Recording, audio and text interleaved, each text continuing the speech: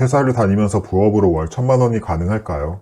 제가 이전 영상에서 직장인의 경제적 자유를 달성하려면 투자 수익과 사업 수익을 만들라고 했습니다. 그리고 오늘은 사업 소득 혹은 부업 소득에 대해서 다뤄보려고 하는데요. 지금 보시는 분들은 직장도 다니고 시간도 없기 때문에 부업이나 사업은 힘들 거라고 생각할 수도 있습니다. 하지만 회사를 다니면서도 충분히 월 100만 원, 월 1000만 원의 부수익을 만들 수 있습니다. 저도 회사를 다니고 있고 지금 흰둥이 유튜브도 하고 있지만 아예 다른 분야에서 매달 50만 원씩 벌었습니다. 그것도 컴퓨터 하나만 있으면 되고 시간도 일주일에 한두 시간 정도만 투자했었고요. 지금은 잠시 접은 상태이지만 만약 그 분야에 더 집중했다면 충분히 월 100만 원을 넘어서 월 1000만 원까지도 달성했을 거라고 생각합니다. 그러면 저는 어떻게 제 시간을 거의 들이지 않고 월 50만 원을 벌 수 있었을까요? 이 방법이 제가 생각했을 때 직장인이 가장 빠르고 쉽게 부수익을 만들 수 있는 방법이라고 생각합니다. 또한 단순히 일회성이 아니라 잘되면 확장 가능성도 무궁무진하고요. 오늘은 제가 수익화한 그 방법에 대해 알려드리겠습니다. 제가 월 50만원 벌 수 있었던 그 주제는 마케팅 대행이었습니다. 마케팅 대행이란 다른 업체나 상품의 마케팅을 제가 대신 해주는 건데요. 중요한 건 마케팅 대행이라는 주제가 아니라 그 어떤 주제든 제가 앞으로 말할 방식대로 하면 누구나 부수익을 만들 수 있습니다. 그래도 마케팅 대행에 대해 간단히 설명을 하자면 마케팅 대행에도 정말 많은 종류가 있습니다. 예를 들면 블로그 대행, 체험단 기자단 운영, 플레이스 상위 노출, 페북 인스타 광고 등 다양한 종류가 있고 그에 따라 많은 마케팅 대행사 또한 존재합니다. 저는 그 많은 종류 중 블로그 대행을 했었습니다. 이 블로그 대행은 제가 업체의 블로그를 대신 운영해주는 건데요. 한 달에 블로그 포스팅을 몇 개 대신 해주면서 저는 그에 맞게 대가를 받는 형태입니다. 그러면 저는 왜 블로그 마케팅 대행을 했을까요? 이 부분은 내가 하려는 부업의 주제를 선정하는 것과도 연결이 되는데요. 많은 직장인분들이 한 달에 100만원 혹은 50만원의 부수입이 있었으면 좋겠다고 생각할 겁니다. 하지만 뭘 해서 그렇게 돈을 벌지는 알지 못하죠. 저는 이런 분들에게 다음 질문에 대해 생각해 보라고 합니다. 내가 다른 사람보다 조금이라도 더 잘하는 건 뭘까요? 내가 지금 관심을 갖고 있는 건 뭔가요? 내가 앞으로 잘하고 싶은 건 뭔가요? 내가 하는 일을 배우고 싶은 사람은 없을까요? 이렇게 남들보다 조금 더 먼저 해봤거나 해본 경험이 있는 것들을 찾을 수 있습니다. 그 일이 꼭 내가 엄청 잘해야 하는 건 아닙니다. 회사에서도 마찬가지잖아요. 신입사원으로 들어갔을 때 나에게 일을 가장 잘 알려줄 수 있는 사람은 1년 선배이지 10년, 20년 단위 부장은 아닐 거니까요. 주제를 정할 때는 내가 그 분야를 완벽히 알아야 한다라는 생각은 버리는 게 좋아요. 저도 마찬가지였습니다. 2년 전 취미생활로 시작한 블로그였는데 1년 동안 블로그를 운영하면서 쌓인 노하우로 업체의 블로그 마케팅을 대행해 줬으니까요. 저도 블로그 관련 엄청난 전문가는 아니었습니다. 하지만 다른 차별점으로 업체 측을 만족시켜줬고 재계약도 하게 되었습니다. 중요한 건 내가 그 분야에서 최고 전문가가 되는 것이 아니라 얼마나 가치를 줄 수 있는지입니다. 그래서 내가 완벽히 알아야 한다라는 그런 강박은 나를 방해합니다. 잘 생각해보면 우리는 분명히 남들보다 잘하는 게 존재합니다. 나는 그래도 도저히 잘하는 게 없다라고 한다면 지금 회사를 다니면서 하는 그 일 정도는 잘 하실 거잖아요. 그럼 그 일에 필요한 스킬을 주제로 잡아도 됩니다. 예를 들면 엑셀 활용 방법이라거나 PPT 작성 방법 같은 것도 있습니다. 그럼 여기까지 주제를 찾았다고 해볼게요. 이제 가장 중요한 단계가 남았는데요. 바로 고객을 어떻게 만드느냐의 측면입니다. 다른 마케팅 대행 업체의 경우 직접 찾아가서 계약을 따내거나 전화로 따내는 경우도 많습니다. 하지만 저는 이러한 영업 활동을 한 번도 하지 않고 오히려 고객이 찾아오는 구조를 만들었는데요. 지금 보시는 문의가 저에게 마케팅 의뢰를 하려고 고객이 먼저 연락을 한 경우입니다. 모든 사업의 핵심은 고객을 모으는 능력에 있다고 생각합니다.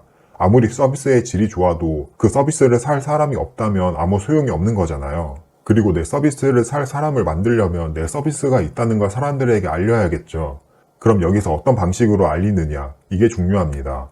가장 효과적인 방식으로는 유튜브, 인스타, 블로그가 있다고 생각합니다. 10년 전, 20년 전의 경우 내 상품과 서비스를 알리기 위해서는 신문과 TV 같은 대형 매체를 이용해야 했습니다.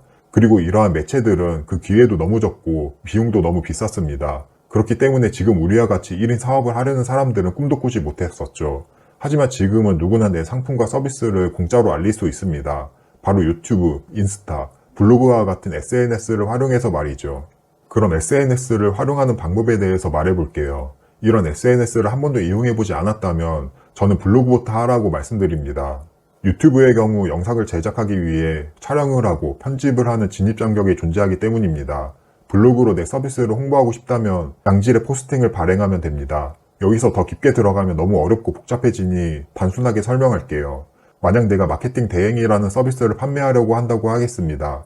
그러면 나의 서비스가 필요한 고객층들은 네이버에 어떤 키워드로 검색을 할까요? 마케팅 대행, 블로그 마케팅 이런 키워드로 검색할 것 같습니다.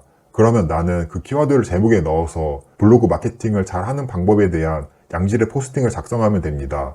그리고 이러한 서비스가 필요한 사람들이 검색을 통해 내 블로그에 들어오면 나에게 신뢰를 얻고 문의도 오게 되겠죠. 블로그와 같은 유입 수단은 많으면 많을수록 좋습니다. 저의 경우 블로그뿐만 아니라 인스타그램, 유튜브, 네이버 카페, 크몽 상품 등록까지 이용했었고 다양한 유입 수단을 통해서 많은 문의를 받을 수 있었습니다. 각각의 유입 수단에 대해서도 할 말이 많지만 여기서는 이 정도만 설명할게요. 그러면 이렇게 사람들이 나에게 문의도 오고 연락이 온다라고 한다면 그 다음은 뭘 해야 할까요? 첫 번째로 그 유입이 된 사람에게 가치를 전달하면 됩니다. 이 가치를 전달하는 것 또한 많이 전달하면 전달할수록 좋은데요. 내 서비스가 몇만 원짜리 저가라고 한다면 한번 사볼 수는 있습니다. 하지만 내 서비스가 몇십만 원, 몇백만 원 정도 한다면 아무래도 고민을 좀 더 많이 하겠죠. 이 고민하는 과정에서 나에게 더 유리하게 만드는 작업이 필요합니다. 생판 모르는 사람이 10만 원짜리 옷을 사라고 한다면 안 사겠지만 내가 좋아하는 패션 인플루언서가 10만 원짜리 옷을 추천하면 가능성이 높아지는 이치입니다. 여기서 나는 그 인플루언서에게 어느 정도 신뢰감이 있고 가치를 느꼈기 때문이죠.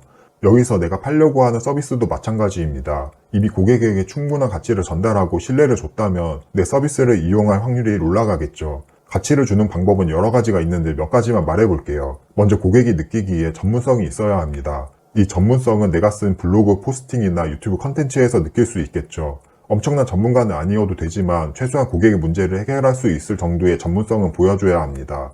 두 번째로는 포트폴리오입니다. 내가 이전에 어떤 작업을 했는지에 대해 보여주는 게 필요합니다. 그 포트폴리오를 보고 고객은 더욱 신뢰를 느낄 수 있게 되겠죠. 처음에는 포트폴리오가 없을 건데 그때는 내 것을 포트폴리오로 하거나 지인이나 가족에게 공짜로 해주는 방법이 있습니다. 세 번째는 후기입니다. 이 후기는 사회적 증거가 되는데요. 내가 내 제품이 좋다고 하면 효과도 없고 오히려 의심을 살 수가 있습니다. 그래서 다른 사람이 남긴 후기가 중요합니다. 여러분들도 인터넷 쇼핑을 할 때 후기를 가장 중요시 여기지 않나요? 심지어 2만원짜리 치킨을 사 먹을 때도 우리는 배달앱의 후기를 읽고 시킵니다. 네 번째는 차별성입니다. 특히 차별성은 포트폴리오와 후기가 없거나 약할 때 더욱 중요한데요. 가격이 다른 업체 대비 저렴하다거나 혹은 서비스가 더 많고 좋다면 한 번 더 고려해 볼 수 있습니다. 그리고 이러한 차별성으로 포트폴리오와 후기는 만들어 나가는 거고요. 여기까지 한다면 이제 문의도 오고 내 서비스를 이용하고 싶은 사람들이 생길 건데요. 사람들이 내 서비스를 이용한다면 받은 금액의 2배, 5배, 10배로 주려고 해야 합니다. 그러기 위해서는 나도 계속 공부를 하고 본질을 강화시켜 나가야겠죠. 이런 식으로만 하다 보면 월 100만원, 월 500만원, 그리고 월 1000만원까지 달성할 수 있습니다. 이때는 직원도 고용할 수 있고 부업의 형태가 사업의 형태로 발전해 나갈 수도 있습니다. 막상 처음 시작해보려면 막막할 수도 있습니다. 어떻게 보면 간단하지만 해보면 은근 할 게 많거든요. 하지만 처음 주제를 정하고 블로그에 포스팅을 해보는 것부터 시작을 해보면 그리 어렵지도 않습니다. 무엇보다 컴퓨터 하나만 있으면 누구나 어디서든 할 수 있으니까요. 너무 많은 내용을 압축해서 말하려다 보니 조금 어려울 수도 있을 것 같습니다. 이에 대한 자세한 방법은 추후 어떻게 알려줄지 기획해 볼게요. 그럼 오늘 자본주의 독립하기 시리즈 영상은 여기서 마치도록 하고 다음 편도 시리즈를 이어나가 보도록 하겠습니다. 오늘도 영상 끝까지 봐주셔서 감사드리고 도움이 되셨다면 구독과 좋아요 부탁드립니다.